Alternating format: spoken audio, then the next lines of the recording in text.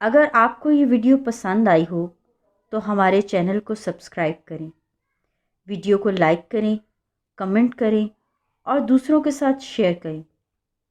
ہم سب کا channel Christ community Catholic T V. باپ اور بیٹے اور روح القدس کے نام میں آمین۔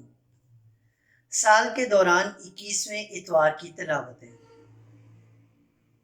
میں داؤد کے گھر کی کنجی اس کے کندھوں پر رکھوں گا۔ آج کی پہلی تلاوت اشعیاء نبی کا صحیفہ اس کے 22ویں باب کی 19ویں سے 23ویں آیات مقدسہ۔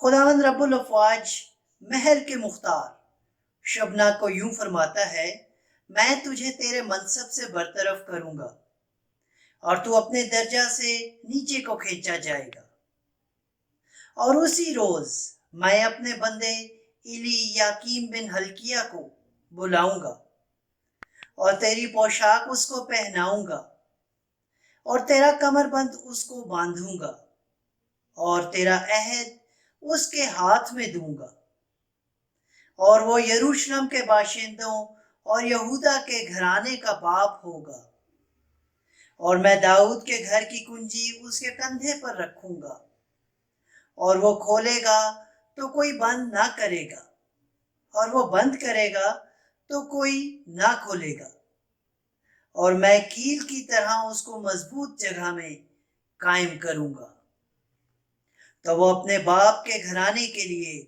جلال کا تخت ہوگا۔ پاک کلام کے پڑھے اور سنے جانے پر خدا کی برکت ہو، خداوند کا شکر ہو۔ جماعتی جواب: اے خداوند تیری شفقت ابد تک قائم ہے، اے خداوند تیری شفقت ابد تک قائم ہے۔ اے خداوند میں اپنے سارے دل سے تیرا شکر کروں گا، کیونکہ تو نے میرے منہ کا کلام سنا ہے۔ میں فرشتوں کے سامنے تیری مدح سرائی کروں گا، میں تیری مقدس ہیکل کی طرف رخ کر کے سجدہ کروں گا۔ جماعتی جواب: اے خداوند تیری شفقت ابد تک قائم ہے۔ تیری شفقت اور صداقت کے سبب سے تیرے نام کا شکر کروں گا، کیونکہ تو نے اپنے نام اور اپنے قول کو ہر شے پر فوقیت بخشی ہے۔ جس دن میں نے پکارا تو نے میری سن لی، تو نے مجھ میں تقویت بڑھائی۔ جماعتی جواب: اے خداوند تیری شفقت ابد تک قائم ہے۔ یقیناً خداوند متعال ہے، پھر بھی پست حال پر نگاہ کرتا ہے اور مغرور کو دور سے پہچان لیتا ہے۔ اے خداوند تیری شفقت ابد تک قائم ہے، اپنی دستکاری کو ترک نہ کر۔ جماعتی جواب: اے خداوند تیری شفقت ابد تک قائم ہے۔ سب چیزیں اسی کے سبب سے، اسی سے اور اسی کے لیے ہیں۔ آج کی دوسری تلاوت مقدس پولس رسول کا خط رومیو کے نام، اس کے 11ویں باب کی 33ویں سے 36ویں آیات مقدسہ۔ اے بھائیو، خدا کی دولت اور حکمت اور علم کس قدر عمیق ہیں، اس کی قضائیں کیا ہی بعید الادراک اور اس کی راہیں کیا ہی بے نشان ہیں۔